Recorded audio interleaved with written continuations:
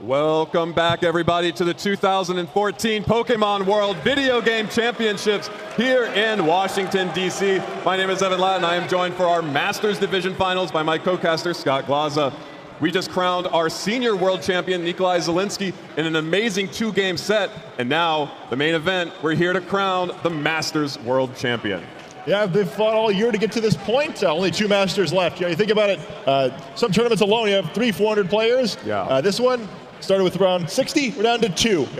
The two best players in the world. We've got one of the favorites from a long time and then a newer player. So an interesting juxtaposition here of one of the old veterans, a longtime favorite against a new upstart. And we saw in the last round that sometimes those newer players are the ones who come out on top. Yep, and let's take a look at the bracket both of our competitors took to get here. You can see on the left-hand side, Jeudy Azzarelli from the United States up against Sejun Park from Korea. Of course, we saw a lot from Jeudy yesterday when he played against Marcus Liu from Germany, who then beat Ryosuke Kosuge from Japan. But we had 7 different countries compete in this tournament and the Masters division at the top cut level. And now we're down to these two, the United States and Korea. Yeah, that kind of makes it exciting, starting with so many different countries. The World Championships is always a tournament that had a lot of different countries participating, but until recently, the balance of power wasn't as even. This year was 7 different countries in the top cut like this. It really shows that no matter where in the world you're watching this from, you definitely do have a chance at coming here and becoming the world champion. This year we get Sejun Park facing off with Jeudy Azzarelli. We've seen a lot of Americans in the finals. This is the first time we've had a Korean player in the World Finals, so that should be exciting. And especially considering who these two players are, very exciting matchup here between two top players. Yeah, let's take a closer look at our two players. On your screen is Jeudy Azzarelli from the United States of America. Clearly got some hometown fans here. With that Charizard, Tyranitar, Garchomp, Salamence, Mo Rotom, and Lucario is his team. His accomplishments, 7th place, the 2014 Nationals, I believe that should be, and also 2nd place at the local Apex tournament this year in 2014. Really the underdog in this match, I think. Yeah, absolutely. He doesn't have the storied history that Sejun does, but he'd have a great breakout performance at US Nationals, make it to the top cut there. It was a very difficult tournament to get through. One of the first VGC tournaments to have 2 days of Swiss, so a qualification stage sort of, and then a second day of Swiss to tier players out a little bit more, and then that top cut bracket stage. So getting all the way to the end there was a huge accomplishment. Really showed he was one of the best players in the country, and also gave him some great practice here of it, showing he's one of the best players in the world. And here's his opponent, that's Sejun Park. Still has some fans in the crowd too. You can see on the left-hand side, lower corner, some of the reason why he has so many fans here in the stadium. That's Pachirisu on his team, Gothitelle, Gyarados, Garchomp, Gardevoir, and Talonflame. And you can see it's got a few accomplishments listed there. Runner-up as a 2011 Worlds as a senior, 5th place 2012 Worlds Masters, 5th place 2013 Worlds Masters, and now he's finally made it to the final stage here. This is a competitor we've seen for every year basically, but he's never made it to the finals as a master. That's not all too. He also is the 2011, 2013, and 2014 Korean national champion. He's actually won the nationals there every year, but he's needed to win it. The only year he didn't, he had an invitation to Worlds from having made it to the finals as a senior the previous year. So what you're saying is he's kind of good at this game. He's all right. I know he got 8th in a Wi-Fi tournament once, so up and down, but certainly one of the game's legendary players. I think that most people in the community around the video game would probably agree that Sejun is the best player who's never won a world championship. Very excited to see him in the finals here with a chance to finally get that crown after accomplishing so much else. Yeah, it's going to be interesting to see who will take it home, and here are the prizes they will be competing for again. We have over $100,000 worth of scholarships, as well as that nice Pikachu World Champion trophy, exclusive Pokemon Worlds merchandise, as well as a trip to the 2015 World Championships, wherever they may be. And of course, the title, World Champion in the Masters division. Yeah, definitely the most prestigious title in Pokemon there. A lot of players compete. It's definitely by far the most attended division. Very prestigious to try to get just to this tournament at all, let alone to the top cut, let alone to the finals. It's something that Sejun's worked a long time for. Jeudy started this year really making a push for it toward the end of the season here. It would be a big deal for either of these guys to do it. In Sejun's case, it would be that final accomplishment to prove he really is one of the best of all time. And Jeudy, it allowed him to make a big jump into that pantheon of greats that maybe players hadn't expected him to make so quickly. Yeah, we'll have to see who's going to be able to come out on top. It really takes a little special something to get that final push over to become the champion. And we're going to hear right now from someone who knows a little bit about that, 2013 World Champion, Arash Ahmadi.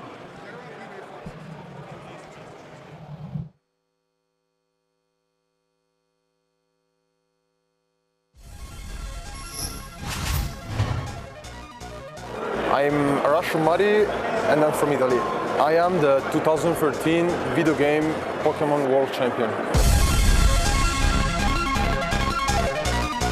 I've been playing Pokémon more than 10 years, but I've taken it to the competitive level only a couple years ago. The Pokémon game itself is a lot of fun, but it wouldn't be nearly as fun without the social part of the game. I've known so many people from all around the world, from America, from other European countries, Japan. It's just awesome. Having fun makes you play better. Last year, no one, me included, was expected me to be the world champion. Just because I didn't have an amazing season until Worlds, I just qualified just barely. And many people are expecting me to do well and try to defend the title. The truth is that it's going to be even harder than last year. Practicing a lot is very important. The people who do well in this game is because they work hard. It's also very important to work with friends. You are, sharing ideas, practicing with other good players. That's really important.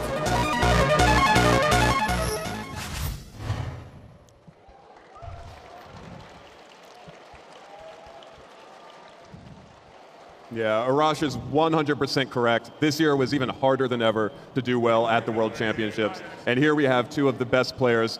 You can't even argue it anymore. The two best players in the world right now, Jeudy Azzarelli and Sejun Park. Yeah, and I think another interesting point he made was the idea of sharing ideas with friends. I know that's one thing that's going to be a big factor in this matchup. One of Sejun's most surprising Pokemon in that Pachirisu there is actually a favorite of one of Jody's friends. If anyone's going to know how to deal with the tricks in Sejun's pack, it should be Jeudy, right? So that's going to make this matchup very interesting. Also, I kind of like the underdog story of Arash last year. He's right that no one was expecting him to win it all. I think maybe he underestimates how well that much of the community knew he was a strong player, but Jeudy's similarly surprised to get to this point where Sejun is the favorite. But, underdogs win. We saw that in the seniors, and we saw that last year in Masters. So anything could definitely happen in this match. Anything can happen, and I just can't wait to get right into this match. Let's go right to the stage to introduce our players. Ladies and gentlemen, up next on stage we have the final match of the event, the Pokemon Video Game Masters Division Finals! Our competitors are, from the United States, player 1, Jeudy Azzarelli!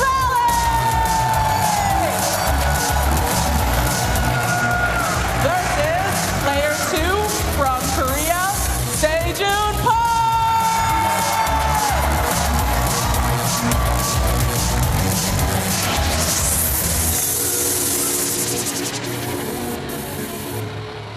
I love those intros.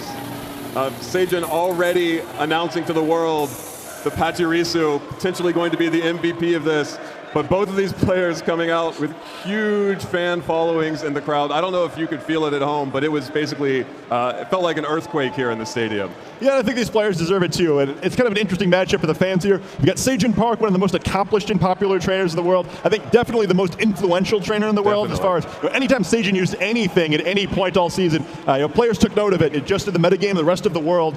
So someone who has a huge following here, but he definitely deserves. On the other hand, you've got Jeudy here. Everyone loves the underdog story. And as the American here playing in the capital of the United States here, Washington, D.C., certainly expect that a lot of the home crowd will be on his side. Yeah, definitely going to be interesting to see if Jeudy can ride that momentum over Sejun Park. We sort of touched on this at the beginning, but Sejun definitely considered the favorite coming in here, right? Yeah, I think so. I mean, the Pachirisu falling over there, maybe ominous things to come. But ominous early warning. I think Sejun's definitely the favorite here, though. I mean, he's certainly got the experience. It's hard to argue against him here. And I think that's some of the fun of this matchup. Whenever you go into a match like this, with one really accomplished player, you expect them to come out on top, but we've seen all weekend that's not always what happens. A lot of the players who did very well in past World Championships had really tough runs here. Both the previous World Champions were eliminated pretty quickly here, so just because he's the favorite doesn't mean he'll come out on top. However, I do think that there's a reason most of the community would say he's the most deserving player who's never won a World Championship before. It'd be a very tough opponent for Jeudy to kind of try to come on top of here, but Jody's come so far for a reason. He really came with a big breakout performance in the United States National Tournament, making the top 8 there. I was very close to moving on and doing so well here. It's a sign that 2 tournaments in a row like that with such fierce competition, he's probably for real, right? He's going to keep doing this in tournaments. So even though he hasn't quite built that legacy yet, every win is someone's first big one. And Sejun might have to be careful that he's not on the wrong side of one here. Yeah, I mean, sometimes Pokemon's all about momentum and when you get hot. And if Jeudy has just started getting hot at Nationals and he's carried it through to Worlds, that's the exact right time to do so. Yeah, I don't think anyone was expecting Seijin to lose the 2011 World Championship Finals for the senior division either, but Seijin did get the second place trophy that time. So we'll have to see here if Seijin will be able to do what he couldn't do the first time and get that first World Championships for him. All right, we are jumping right into team preview. On your screen, you're seeing Seijin Park from Korea's team. Lead slot, Pachirisu, Gothitelle, Gardevoir, Gyarados, Talonflame, and Garchomp. Pachirisu chants already starting in the crowd. Up against Jeudy Azzarelli off screen, he's running a Tyranitar, a Charizard, Salamence, Garchomp, Lucario, and Mo Rotom. And it's going to be an explosive battle. Absolutely. We've got a really fascinating matchup here. We see the players getting into it quickly here. I think on Seijin's side, that Gardevoir, which we didn't see the last time he was on stream, is likely going to be a big deal here. There's 3 Pokemon in Jody's team that are weak to Fairy type attacks. There's not a single Pokemon in his team that resists both Fairy and Psychic type, so should be a good matchup for the Gardevoir. We did see also Seijin using that Mega Gyarados previously. That Mo Rotom Jody's using that we haven't seen all season. Very good against Gyarados. It's the only Rotom that's neither weak to that Earthquake and resistant to that Water type attack, so it should help him out a little bit here if he's choosing to use it. Also a good matchup for that Tyranitar and that Garchomp offensively for Jeudy, though he's going to be very careful to avoid the support Pokemon in Seijin's team with Pachirisu and Gothitelle. Right, and just as you mentioned, that Gardevoir on the stage alongside alongside that Garchomp up against Jody's Tyranitar and Charizard leads. And let's just go one more time. The first turn of the first battle. Let's hear it one more time for Jeudy and Seijin here in the studio. Interesting leads here from Jeudy. Leads both of his potential weather setters here up against that Gardevoir and the Garchomp. Yeah, this is definitely one matchup that will come down to a weather war. Jody's probably going to have a preference between which one of the two he wants up, but without a competing weather here, he can afford to be a little bit more careful. Or he's a little bit less careful. Yeah. What he does need to be careful about is Gothitelle switching it at an inopportune time here, especially with a couple choice Pokemon on his team. He's going to be really careful about what he lets it do. We do see a Protect coming out from that Charizard immediately, but Moonblast from Gardevoir gets the super effective attack onto Tyranitar, but it is going to fire back with a Stone Edge, getting a whole lot of damage there. Rock Slide from Garchomp is going to be avoided by Charizard thanks to that Protect. Deal a little bit of damage to that Tyranitar, enough to put it into Moonblast KO range. Sandstorm not quite enough to get the KO onto Gardevoir there. Creates a complicated decision here for Seijin. Gardevoir with 1 tick of sand, going to be able to knock it out now. Do you withdraw the Gardevoir? Because on Jody's end, he's kind of a difficult situation also. If he wants to leave this Charizard in, he has to Mega Evolve it, most likely, which would negate that sand. So both sides have some things to consider here. Tyranitar has to be careful since it'd be knocked out by another Moonblast with that faster Gardevoir. Both Pokemon showing their choice scarves there. They have to both be careful on this turn, but I wouldn't be surprised to see one of the two of them take a risk. This is going to be a matchup where they both have a lot of very offensive Pokemon, and there's going to be a lot of high-risk maneuvers. Whichever one of them is going to get the most cheap attacks there when opponents not expecting it is probably going to come out with the win here. And it looks like Jeudy is going to switch out that Tyranitar for Mo Rotom. Double switching, does not like the matchup from either of his Pokemon in favor of that Salamence now. Is going to be able to intimidate the opposing Garchomp, but Gardevoir's not going to be too worried about that. The Moonblast is going to come back out from that Gardevoir onto Mo Rotom this time, dealing some more great damage there, as Dragon Claw from Garchomp is going to be used on that Salamence. The berry is going to help and deal just a very little bit amount of damage there thanks to that Haven Berry. And the stand is going to be able to get the KO on Gardevoir right there at the end. So Jeudy Azzarelli taking the first Pokemon knockout.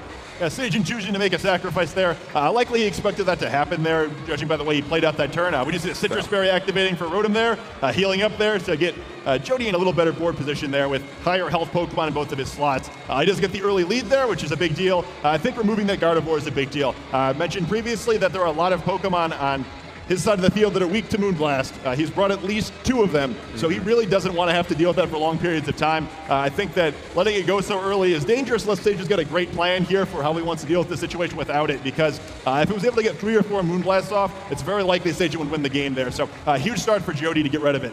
Yeah, and we do see the Pachirisu on the field, and the crowd goes crazy as soon as Pachirisu makes it out. Interesting choice to bring in. Pachirisu is a very disruptive Pokemon, of course able to abuse that Follow Me ability to redirect any attacks towards it, and a bevy of other support options as well.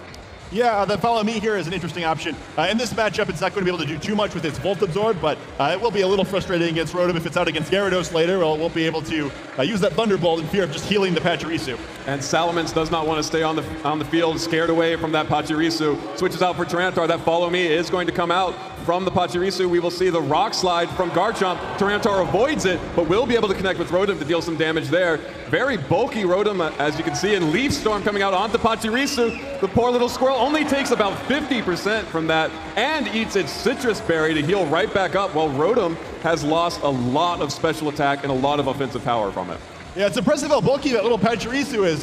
You look at it just out there as a little tiny squirrel thing. You don't really expect it to be very bulky, but it takes almost nothing from that Leaf Storm. You have to exaggerate. You can't exaggerate, rather, how powerful that is. It's the same power as a Draco Meteor and just nothing, Rotom definitely not as powerful, especially as some of the dragons, as far as putting those attacks out. But, the metagame lives in fear of overheat from Rotom's brother, Rotom Heat. It's the same base power.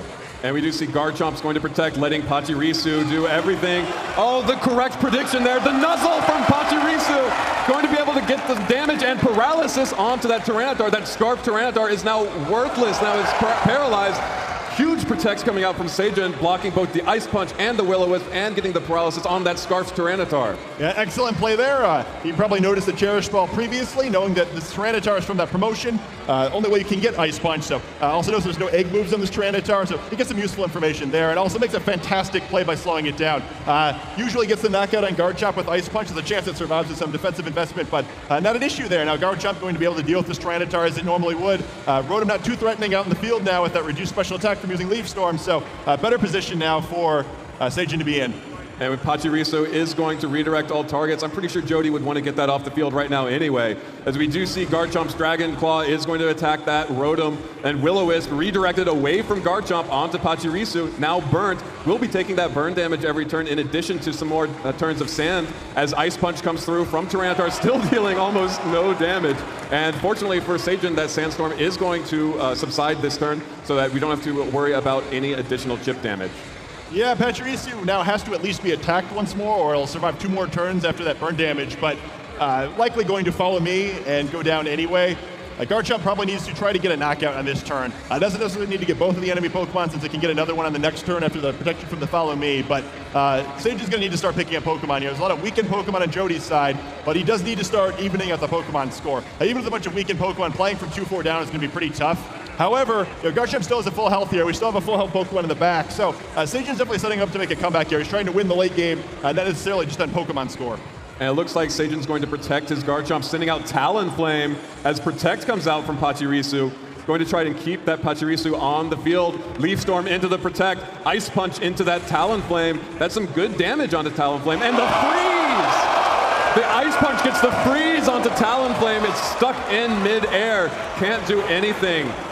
Really unfortunate break there on the switch in. Yeah, you wonder how it stays floating like that, but a really, really big freeze there. And that was sort of the issue of that Pokemon lead that Jeudy started to accumulate there, is that one wrong thing happening and there's just not enough ground to make it up. I think if Sagen had gotten a position where he just had mostly full health Talonflame and mostly full health Garchomp out, it would have been a good situation there. But Pachirisu now only has a turn left unless it's able to absorb a Thunderbolt with that Volt Absorb. And Talonflame is... the thaw as Overheat comes out from Talonflame. Sagen is not playing around. Overheat gets the KO onto the Mo Rotom. Mo problems, it faints and goes back to Jeudy's trainer. Tyranitar is still out though. You see the Life Orb from Talonflame as Super Fang from Pachirisu, not dealing quite that much, but the paralysis.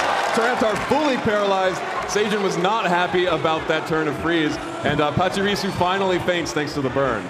Yeah, Pachirisu certainly did his job, though. It's gotten Sage into a very manageable position now. Even though he's facing a decent Pokemon deficit here, he does have a bunch of damage on most of Jeudy's Pokemon, so it's not impossible he can come back from this one. However, he does still have that Salamence in the back. That Intimidate will be a big problem for both of these Pokemon, but the combination of Brave Bird and Rock Slide still can do a lot of damage to Charizard here if Sagen chooses to go that route. Even though Jeudy looks like he has the lead there, I don't know if he really likes this position. He's going to have to cut this very, very close to come out with the win. Of course, you have to be careful with that Talonflame too, because it deals just as much damage to itself as it does to you. We do see Salamence switching in right now, going to get that Intimidate off onto both the Garchomp and the Talonflame. Going to be huge coming up as both of those physical attackers are going to want to abuse their physical moves. Charizard going to go ahead and Mega Evolve into Mega Charizard Y, going to summon the Drought, going to bring the Sun and strengthen the attack of all the fire moves on the side. Of course, Talonflame probably not going to want to be using that anymore, but Brave Bird will come out from Talonflame using that ability to make it priority. It's going to deal a lot of damage to Charizard, a little bit over half. Hits the recoil damage and the Life Orb damage, and the Rock Slide is going to connect with both Charizard and the Salamence. Is it going to be enough? Gets the KO on Charizard. Salamence still around, but Charizard going down for free. pretty big deal. Yeah, I think Seijun should be able to take this one. And you know that Super Fang in the last turn by Pachirisu there, it seemed like it was so irrelevant, only doing 17 damage there. I don't know if it's actually going to end up being so. With that extra damage there, you're going to feel very safe that even intimidated, Talonflame can finish off this Tyranitar if it needs to. I've already seen that the Salamence has the Hobbenberry, not a Choice Scarf, so Garchomp should be able to finish it off, and we see the forfeit. Yeah, Jeudy going ahead and forfeiting, and Seijun Park takes game 1 of this best-of-3 set. Let's hear it for Seijun, everybody. Huge win for Seijun. You always want to take that first game in a series. It just, all the control is in his favor now. Yeah, it's going to be a really overwhelming situation for Jeudy to try to deal with now. Not only are you in the finals of the World Championships, but against the player considered by many people to be the best in the world, you have to win 2 games in a row. Yeah. Very great game by Seijun there. It's not just that he won, but the way he won. He really understood what he needed to do there. He planned out the game so that he would be able to win in the end. It didn't matter if he fell down behind early as far as Pokemon remaining. It just mattered if he could close out the game. I think a lot of times players will get a little too involved with the trading each turn. We're just trying to win through tactics. Like, I'm going to win this turn, I'm going to outsmart my opponent, I'm going to get this knockout. But the long-term plan isn't there. We really see that from Seijun, where even though he seemed like he was losing most of the game, he ended up in a situation where he won the game cleanly because he always kept the end of the game in the mind, not just the beginning. Yeah, definitely strong play from Seijun. We are going to go right into game 2. Seijun on the top of your screen, Jeudy on the bottom. Salamence and Lucario going to be the leads for Jeudy this time, as Seijun's going to go ahead and throw out that Garchomp and Gardevoir once again. So Jeudy switching up the leads a little bit, and Seijun just deciding to go with what works. Yeah, I love Jeudy's switch up here. We saw the Mega Charizard throughout all of Jody's previously streamed matches. However, this Lucario can go both ways, it looks like. It does have Lucario Knight, so it's capable of Mega Evolution, and we see it here. Yeah, Mega Lucario making its first appearance on the stream here. Going to go ahead and Mega Evolve, get a lot of additional power on the field for Jeudy. And Bullet Punch coming up from Mega Lucario onto Gardevoir. Not quite enough for the one-hit KO. Dazzling Gleam, the choice from Gardevoir. Super effective damage on Salamence, and the Earthquake not affecting Salamence or Gardevoir thanks to that telepathy, but will be able to get the damage onto Lucario. Is it going to be enough? Is Mega going down? The Mega goes down. Turn 1 for Jeudy. A huge gambit from him, did not pay off, but Rock Tomb from Salamence going to hit that Garchomp and slow it down just a little bit. Yeah, excellent play there on Seijun's end. I don't know if he trained his Pokemon with that Lucario Bullet Punch in mind, but I think that was one of Jody's main tricks in this matchup, the ability to use that Mega Lucario, which hadn't been seen before, and try to get a quick knockout of that Gardevoir. Once again, we see it very low in range of Sandstorm damage, but this time the damage looks like it may have been done. Garchomp's still in great position to try to do some damage here. Dragon Claw and Salamence or Earthquake and Tyranitar would do some very serious damage. Tyranitar's going to have to lock into a move here, which will help out Seijun significantly, planning out the rest of the game here. Getting one more knockout, even if it's not on Tyranitar, would prevent it from switching moves again, creating a much more winnable endgame situation for Seijun. Jeudy is going to protect that Salamence, does not want to let this Dazzling Gleam get the KO there. Going to deal no damage to that Salamence, but super effective damage onto Tyranitar. Rock Slide is the choice from Jeudy, that's the play. Going to pick up the KO onto Gardevoir, get some damage onto Garchomp. Hope for a flinch here. Could be a huge for Jeudy. The Earthquake is going to go through. No flinches. Earthquake onto Tyranitar. This is a super effective hit. Is it going to be enough? No! Survives with just 12 HP. Salamence taking some Sandstorm damage, but a good KO, a KO that Jeudy needed. Yeah, he does get some progress here. No longer has to worry about that Dazzling Gleam, which could easily knock out both of those Pokemon, but he gave up a lot to get it. Tyranitar on the verge of being knocked out now. Salamence also very low. Garchomp to easily knock out either of these Pokemon now that Tyranitar is locked into that Rock Slide. We did see Jeudy come back from a seemingly unwinnable situation during his top 4 match with that Rock Slide Tyranitar, getting some key critical hits and flinches. He might need that again here. Garchomp alone is creating a lot of threat right now. We haven't even seen 2 of Seijun's Pokemon yet. Yeah, and it looks like it's going to be Pachirisu. Pachirisu on the field, capable of redirecting any attack from Salamence now that Garchomp's slower thanks to that Rock Tomb. So it's a great play from Seijun to bring that back out. Yeah, it can definitely help out a whole bunch here. A quick follow me prevents Salamence from creating any real threat here, and Garchomp comes as his pick of which of the Pokemon it wants to try to knock out. Jeudy likely going to need to switch one of the 2 here, but the other one's going to be in a lot of danger. He's kind of got to hope that Seijun guesses wrong about which of the 2 that he switches out. There's also the threat too of a Super Fang here, but do see the follow me. Yeah, follow me coming out from Pachirisu. Jeudy keeping both in. Rock Slide coming out from Tyranitar. Going to have to hope for a flinch onto that Garchomp. It looks like we do see some small damage on both. Draco Meteor from Jeudy onto that Pachirisu. Probably originally targeted for that Garchomp. Will connect, will deal some good damage, but we've already seen not enough. That Pachirisu so bulky, if that Mo Rotom's Leaf Storm wasn't proof enough, it just tanked a Salamence Draco Meteor, and no flinch! So Rock Slide does come out from Garchomp. That should be a double KO. No! 2 HP from Salamence, but fortunately, we'll have to see, will the Sand stick around? Yes, one more turn of Sand does pick up the KO on Salamence, so double KO for Sagen that turn. This game, he does get the Pokemon lead. A big 3-1 advantage now. He still has his redirection available with Pachirisu here, so hard to imagine anything Jeudy can do here. I never thought I'd see the day where Pachirisu was a world champion, but it looks like we're on the verge of it here. Yeah, and it looks like Mo Rotom is going to be Jeudy's last hope to keep the world safe from world champion Pachirisu. But up against the Garchomp and the Pachirisu. Pachirisu, of course, could take one for the team, use that Follow Me to redirect any attacks from the Mo Rotom, but instead, Pachirisu is not going to do any of that. It's going right on the offensive. Super Fang going to take away half of Mo Rotom's health. Dragon Claw right back after. Critical hit! A critical hit, and Sagen Park takes down Mo Rotom. And Sagen Park is your 2014 Pokemon World Video Game Champion in the Masters Division. The crowd is on their feet. Let's hear it for Sagen, everybody. Wow. To see Sagen's react there. No player in the world deserved a world championship more than Sagen does. I don't think anyone plays the game more. I don't think anyone works harder. And I feel great for him. You know, sometimes in these Pokemon tournaments, you get results that just you're not quite sure about. You feel like maybe somebody got robbed. Nobody got robbed today. The best player in the world wins it. I think he was the favorite in both of the last 2 years World Championships. I had to figure this guy was going to get one eventually, and it just feels great to see him winning it. You know, the guy who works the hardest, the guy who probably has the most clever team wins it. It's not just that he won, but just with Pachirisu with Gothitelle. Yeah. A lot of cool tricks in his team. Even Overheat and Talonflame, not something we see very often in VGC. Really brilliant play. Really brilliant team, and you can't expect a better adventure than what you got here. Sagen Park taking it all at the end. Yeah, and that's easily the most impressive part of Sagen's entire career for me, is that he has never compromised. He has always played his own game. And sometimes that looks weird to us. You know, no one coming into this tournament would have expected Pachirisu to be the world champion. But Sagen has consistently innovated in this game, and he finally gets the championship title that he deserves. Yeah, I think another thing that's interesting about how great Sagen is, you know what we didn't see in that series? A Mega Pokemon on Sagen's side. Right. I never brought that Gyarados. I think he correctly deduced it did not have a very good matchup, but he was perfectly willing to win with his other Pokemon. You know, I think that's a mark of a good player in this game, that you have to realize that you're giving up something for that Mega Evolution, right? Even though they're the strongest Pokemon in theory, it isn't always the right choice. He picks the best Pokemon for this matchup, is able to come out on top. And his Mega Pokemon itself was an interesting choice, right? You don't see much Mega Gyarados in VGC. You often see that Kangaskhan or Megas that counter it more clearly, like Mawile, like Mega Tyranitar even, like Mega Mawile, and this is not what happens here. You know, a very smart play by Sagen, both in the team creation and the way he played this series. A very deserving champion, and I'm really happy for him. Yeah, me too. Could not have gone to a more deserving player. But of course, Jeudy Azzarelli had a phenomenal season as well. Second place in Worlds, nothing to sneeze at. We will see both of these competitors back here next year at the World Championships. We're going to take a quick break right now, but let's hear it one last time for both of our finalists, World Champion Sagen Park and Jeudy Azzarelli. All right. We're going to take it to a quick break, and when we come back, we'll have more with Sagen Park.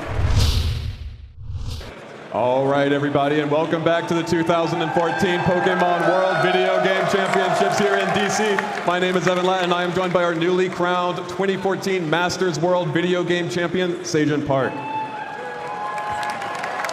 First of all, Sagen, congratulations. Thank you. It's been a very long time coming. You've had some great placements in past tournaments, but you finally took it home this time. How does it feel to finally take home a championship? 지금까지 4번 그 월드 챔피언십에 오면서 항상 탑컷에서 그리고 근데 우승을 못했거든요 지금. So he so far won he's played 4 times, but he never won the championship. So.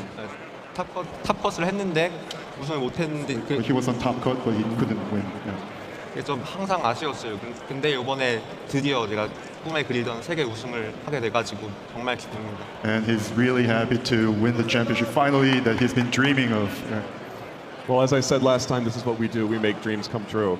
But Sagen, but one of the things that has gotten you so many international fans, you can see there's a crowd that's been building up around this interview station here, is your sort of unique Pokemon choices. And this year you came into the tournament, I mean, last year you came in with Magmar, this time Pachirisu, taking home the World Championship. Why did you choose Pachirisu? 파치리스는 그 칼로스 도감에서 적은 수를 가진 그 날따를 Follow Me 사용자이기도 한데 제가 원래 메가게라도스를 So Pachirisu uses follow me. 메가게라도스를 쓰려고 했어요. 근데 그 뽀록나를 같이 쓰려고 했는데 사람들이 뽀록나에 대한 대책이 너무 완벽히 돼 있어가지고 뽀록나를 포기하고 이제 파치리스를 썼는데 굉장히 결과가 좋았습니다. So he was going to Mega Gyarados, but everyone was ready for the skill. What's the name of the skill again? 그 이름이 뽀록나가 영어로 뭐죠? 아문거스. Everyone was ready for Among Us, so he's not going to use Mega Gyarados, and he gave up on it, and then he chose Pachirisu instead. Great. Part of what's made you so popular is that you just have your own unique playstyle. Scott and I talked about this a little bit, but you got here not by conforming, but you got here by playing your own game. Why do you think your playstyle is so different from sort of the rest of the world? 전 굉장히 그 포켓몬을 좋아해가지고 많은 포켓몬이 어떻게 사용할 수 있을지 그런 것도 좀 눈여겨보고 있고. Okay, so he really loves Pokemon. So he's been looking at many Pokemons, and he's been studying how all these different types of Pokemons can be used. 그리고 이 전략을 짤 때 무슨 포켓몬이 가장 이 전략에 맞을지 그런 거를 다 하나하나 따져보다 보면은 이렇게 특이한 잘 안 쓰는 포켓몬이 나올 때도 있는 거죠. And by figuring out how all these different types of Pokemon can be used and planning out all these different types of strategies, then he can finally find out this very special Pokemon and put it into use at the best time. So. That's a great answer. Everyone now, you've already gotten your championship now, maybe had a little bit more hunger coming into this year. Now that you've finally gotten your own championship, are you ready to repeat and win again next year? Of course. Great. And last question here, and I'll let you get back to your friends and family, but is there anyone that you want to thank that particularly helped you get here? 저를 응원해주신 모든 전 세계 포켓몬 팬 여러분들이 제일 감사를 드리고 싶습니다. First of all, he would like to thank all of the fans in the world, and that's the first place that he'd like to send thanks to everyone, all the fans in the world. Many of whom are right here. 네, 또 다른 사람들 있나요? 그리고 한국에서 기다리고 있는 저희 친구들. And he'd like to thank his friends in Korea who are waiting for him. Great. Well, we'll get you back to them as soon as possible. And I can't wait to see you here again next year at the World Championships. Seijun, congratulations again. Let's hear it one more time for Seijun Park, everybody. All right, thanks so much for that, Seijun. And we will be right back with more action from Washington, D.C. and the Pokemon World Championships.